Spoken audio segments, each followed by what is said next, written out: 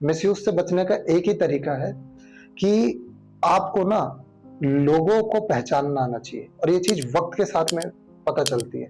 आपको हमेशा ये दिखेगा कि भाई मेरा वक्त कितना बढ़िया है, वो इंसान मेरे साथ कितना अच्छा कर रहा है, उस इंसान ने मुझे कितना बेहतर दिया। ध्यान रखना, कोई अगर आपको बेहतर देता है, ठीक है, तो वो आपसे कुछ ना कुछ उम्मीद रखता है, ठीक है। अगर कोई इंसान आपको बेहतर दे रहा है, ध्यान रखना, आगे बढ़ाने में और बेहतर देने में दो अलग अलग बातें होती है। एक इंसान जो आपको बेहतर दे रहा है, ठीक है, वस्तुएं, सेटिस्फेक्शन, वो आपको आपसे कुछ चाहता है, ठीक है। लेकिन जो इंसान आपको खुद बेहतर बना रहा है, ठीक है, वो इंसान आपसे कभी कुछ नहीं चाहेगा, क्योंकि जब आप बेहतर बन जाओगे ना, तो सबसे पहले आपको खुद रियलाइज हो जाएगा कि यार आज मैं क्या हूं। जब आपको ये रियलाइज होने लगेगा कि मैं क्या हूं, तो क्या आप दूसरे की हरकतें नहीं पहचानोगे? तो इसलिए लोग आपको सिर्फ चीजों से सेटिस्फाई करते हैं, वस्तुओं से सेटिस्फाई करते हैं, ना कि आपको सिखाना प्रेफर करते हैं, क्योंकि सीखने से आप उनकी असली रंगत पहचान जाओगे। अगर कोई इंसान आपको डरा रहा है, ठीक है, यानी आपको सिखा नहीं रहा है, तो ध्यान रखना वो आपका कहीं ना कहीं मिसयूज करेगा, ठीक है। कभी आपने सुना होगा ये कॉन्सेप्ट कि लव मैरिजेस के जो लव मैरिजेस होती है वो जल्दी टूट जाती है इंडिया में। कभी आपने सोचा ऐसा होता क्यों है? लव मैरिज के टूटने का कारण क्या होता है?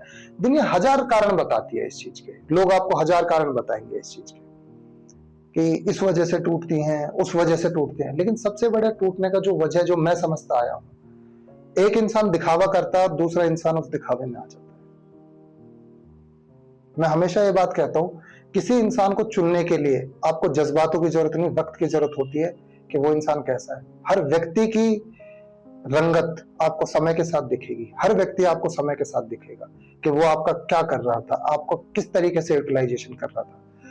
बस मेरा मानना यह है कि अगर आप किसी व्यक्ति के पास पहुंचकर बढ़ना बंद कर दो, ग्रोथ करना बंद कर दो, सीखना बंद कर दो, नई चीजें आपकी बंद हो जाएं, आपको बस अच्छा महसूस हो और आप ख्वाबों की दुनिया में जीने लगो, समझ लो वो इंसान आपका फायदा उठाने को तैयार हो गया है। उस इंसान ने ऐसा कर दिया आपके ऊपर, क्योंकि उसके अंदर कोई काबिलियत नहीं है। उस काबिलियत को लाने के लिए उसको मेहनत लगेगी, और वो खुद मेहनत नहीं करना चाहता लेकिन चीजें बेस्ट पाना चाहता है, तो वो क्या करेगा? आपको कमजोर बनाएगा। इसीलिए ज्यादातर महिलाएं भारत के अंदर लव मैरिजों से परेशान रहती है। उन्हें बाद में रियलाइज होता है कि यार इसने क्या किया था, सब समय के साथ दिखता है। लेकिन तब तक क्या होता है? तब तक सारी दुनिया उलट जाती है, सारी दुनिया बदल जाती है, और आपको एहसास बाद में होता है कि मैंने क्या गलती करी। लेकिन क्या आप उस गलती को बाद में सुधार सकते हैं? नहीं। इसीलिए मैं कहता हूं वक्त के साथ परिवर्तित होना सीखो। अगर जिंदगी अगर आपको बदलने पे आ रही है तो उसको बदलना सीख जाओ, ठीक है। जैसे मैंने अभी आपको बताया था थोड़ी देर पहले, एक गैप आएगा आपके बीच में, आप परेशान हो जाओगे, नई चीजें अडॉप्ट करने में आपको तकलीफ होगी, आप डिप्रेशन में आ जाओगे, स्ट्रेस में आ जाओगे, आपको हैरानी होगी, आपको मन करेगा कि मैं वहीं बैठा रहूं, वहीं चला जाऊं, वहीं सारी चीजें करता रहूं। लेकिन आपको यह भी पता रहेगा कि यार अगर नहीं किया, मैं नहीं बढ़ रहा आगे, तो मेरा नुकसान हो जाएगा। आप उस तकलीफ को एक बार झेल लो और आगे बढ़ जाओ, और आप देखोगे कि 1 से 2 हफ्ते बाद आपको एक नई ऊर्जा का एहसास होगा, और वो नई ऊर्जा आपके जीवन में नए रंग भरेगी और नई चीजें आपको मिलेंगी, और आपको उसी समय अंदाजा लग जाएगा कि आपका डिसीजन कितना सही था, कितना गलत। सिर्फ एक डिसीजन चाहिए होता है इसके लिए, सिर्फ एक। अगर आपने एक भी डिसीजन इस जिंदगी में ऐसा ले लिया ना कि पुराने को छोड़कर नया अडॉप्ट कर लेते हैं, आपकी जिंदगी सफल हो जाएगी। और अगर आपने एक डिसीजन ऐसा ले लिया कि नहीं मैं पुराना चूज करता हूं, तो आप बस पुराने में ही रह जाओगे, फिर आप नए की आकांक्षा मत करें। दर्द, तकलीफें, परेशानियां सब आपकी जिंदगी में मुंह उठाए खड़ी रहेंगी, और आप उनसे जूझते जूझते परेशान हो जाओगे। हम खुशहाली की परिकल्पना पे आते हैं, है ना। खुशहाली की परिकल्पना क्या कहती है कि जैसे अर्थशास्त्र में हम पढ़ते हैं, अर्थशास्त्र का सबसे बड़ा हमारा कॉन्सेप्ट यही होता है कि मानव को किस तरीके से समृद्ध और खुशहाल किया जाए, है ना। समृद्धि और खुशहाली लाने के लिए व्यक्तियों के अंदर सबसे बड़ी चीज जो होती है वो होती है बदलाव, ठीक है। बहुत से लोग बदलाव को एक्सेप्ट कर पाते हैं, बहुत से लोग बदलाव को एक्सेप्ट नहीं कर पाते।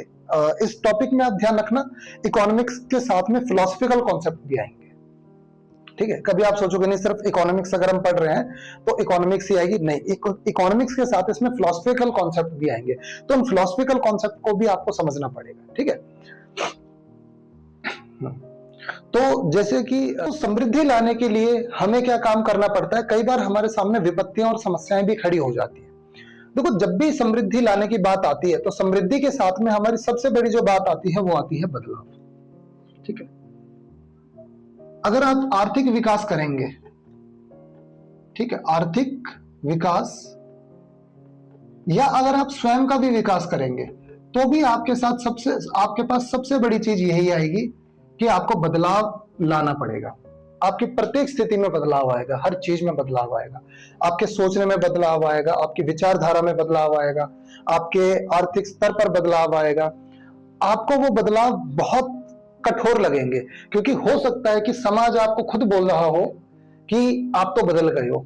और ध्यान रखना, जिस दिन समाज आपको खुद बोलना चालू कर दे कि आप बदल गए हो, तो समझ लो आपने तरक्की का रास्ता चुन लिया है और आपने बदलाव चुन लिया है। लेकिन अगर आपको कोई नहीं बोलता कि बदलाव आ गया है, या कोई अगर आपका क्रिटिसाइज नहीं करता है, तो ध्यान रखना आपने स्वयं में कोई बदलाव नहीं किया है और आप उसी स्थिति में बैठे हुए, चाहे आपको कितना भी लग रहा हो कि मैं बदल गई हूं या बदल गया हूं और ये मेरे लिए बेस्ट है। ध्यान रखना, जब तक लोग आपको क्रिटिसाइज नहीं करते तब तक आपके अंदर कोई बदलाव नहीं है, क्योंकि लोग एक ही परिस्थिति को देखना पसंद करते हैं और एक ही परिस्थिति पे अगर आप रहोगे तो कौन आपको क्रिटिसाइज करेगा? कोई नहीं करेगा। तो इसके लिए क्या होता है, इसके लिए सबसे पहला जो हमारा पॉइंट आता है वो क्रिटिसिज्म। ठीक है, और जब क्रिटिसिज्म आपका चालू होता है तब आप खुद सोचे कि आपको क्या फील होगा, क्या फील होता है, क्या महसूस होगा आपको उस चीज में। आप ये चीज नोटिस करोगे, आप ये चीज देखोगे कि जब लोग आपको क्रिटिसाइज करेंगे तब क्या महसूस करोगे? आप तकलीफें महसूस करोगे। आप ये महसूस करोगे कि यार ये मेरी बुराई क्यों कर रहा है, मैं तो सही कर रहा हूं या सही कर रही हूं। जब आप इस चीज को रियलाइज करेंगे मैं सही कर रहा हूं लेकिन तब भी लोग मुझे क्रिटिसाइज कर रहे हैं, तो समझ लेना उन्होंने आपके बदलाव को अब एक्सेप्ट नहीं किया है। वो चाहते हैं कि आप उसी परिस्थिति में वापस आ जाओ, क्योंकि वो उनके लिए लाभकारी है, वो उस समाज के लिए लाभकारी है, वो आपके लिए लाभकारी नहीं है। और जहां, मैंने कल भी आपको ये बात बताई थी, जहां समाज का फायदा होगा वहां आपका फायदा कभी नहीं होगा, और जहां आपका फायदा होगा वहां समाज का फायदा कभी नहीं होगा। इसलिए आप सदैव क्रिटिसिज्म झेलोगे। ठीक है, तो समृद्धि लाने के लिए, आपको अपने आप को आगे बढ़ाने के लिए आपको बहुत सारी चीजें नई अडॉप्ट करनी पड़ती है। नया एजुकेशन आपको अडॉप्ट करना पड़ेगा, नया लाइफस्टाइल आपको अडॉप्ट करना पड़ेगा, नया फाइनेंशियल सिस्टम आपको अडॉप्ट करना पड़ेगा। आपको उन लोगों को छोड़ना पड़ेगा जो आपके चहेते थे या आप जिन्हें चाहते थे, आपको छोड़ना पड़ेगा उन लोगों को। आपको ऐसे व्यक्तियों से दूर रहना पड़ेगा जो आपको एंजॉय कराते थे। आपको उन लोगों से दूर रहना पड़ेगा जो आपकी हर बात पे तारीफ किया करते थे। आपको अकेले हो जाना पड़ेगा, तब जाके आप आगे बढ़ पाओगे, तब जाके आपको समृद्धि आ पाएगी उसके 4-5 साल बाद। क्योंकि नया करने के लिए आपको नई चीजों को अडॉप्ट करना ही पड़ेगा। ठीक है, अगर आप नया अडॉप्ट नहीं कर सकते तो कोई समृद्धि आपका इंतजार नहीं कर रही है, आप उसी पुरानी परिस्थिति में पड़े रहेंगे। कभी आप गरीब लोगों को देखें, ठीक है, भारत में, पूरी दुनिया के आप किसी भी गरीब इंसान को देखें, पूरी दुनिया की सरकारें उनके लिए काम करती हैं। ऐसी कोई देश की सरकार है जो गरीबों के लिए काम ना करती हो? सरकारें तो गरीबों के लिए ही बनाई जाती हैं। लेकिन आज तक आप मुझे बता दो, मानवीय इतिहास में गरीबी कहां तक हटी है? भारत में, श्रीलंका में, अमेरिका में भी गरीबी है। हमें ऐसा नहीं कि अमेरिका में गरीबी नहीं, अमेरिका में भी गरीबी है, ब्राजील में, रूस में, चाइना में, कहां गरीबी नहीं है? अगर सरकारें जो हैं वो गरीबों के लिए काम करती है तो आज तक गरीबी क्यों नहीं हटी है? इसका सीधा सा कारण यही है कि समृद्धि के लिए जो बदलाव चाहिए होते हैं, गरीब उन बदलावों को एक्सेप्ट नहीं करते। और जब तक गरीब उन बदलावों को एक्सेप्ट नहीं करेंगे तब तक कोई भी आर्थिक समृद्धि नहीं आ सकती। जब मैं स्कूलों के सिलेबस में या कॉलेजों के सिलेबस में देखता हूं, कोई बड़े बदलाव की बात नहीं की जाती। बस जो सिलेबस आज से 25 साल पहले चलता आया था आज भी वही सिलेबस चल रहा है। थोड़ी मोड़ी चीजें हटा दी गई हैं, थोड़ी मोड़ी चीजें बदल दी गई हैं, लेकिन व्यक्तियों में आज भी समृद्धि नहीं आई है।